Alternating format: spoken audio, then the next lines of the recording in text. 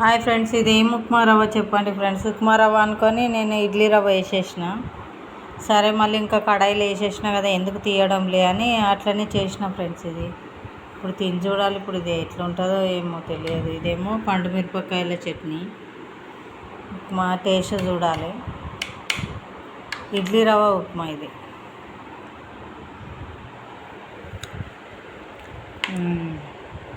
పర్వాలేదు, కానీ దగ్గరనే ఉండి వేంపి మంచిగా చేయాలి. అప్పుడైతే పొడి పొడిగా మంచిగానే వచ్చింది. బాగుంది ఫ్రెండ్స్, బాగుంది. వెరైటీ ఉప్మా ఇది, వెరైటీ ఉప్మా. చాలా బాగుంది, టేస్ట్ అయితే మంచిగా అనిపిస్తుంది.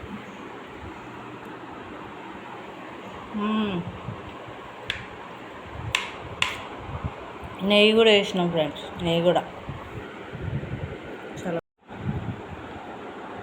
ఒక ఉప్మా తిందామంటే ఒక ఉప్మా తిన్న పరిస్థితి వచ్చింది. ఇప్పుడు మంచిగా గోధుమ రవ్వ ఉప్మా చేసుకొని తిందామంటే ఇడ్లీ రవ్వ ఉప్మా చేసుకొని తినాల పరిస్థితి వచ్చింది. ఏం చేయాలి ఇప్పుడు? ఇంకా తినాలి, తప్పదు. కానీ ఫస్ట్ టైం చేస్తున్నా, చాలా బాగానే ఉంది ఫ్రెండ్స్. అది అనుకోకుండా చేస్తున్నా. ఉప్మా రవ్వ మంచిగా ఉంది. ఇడ్లీ ఉప్మా రవ్వ, ఇడ్లీ ఉప్మా.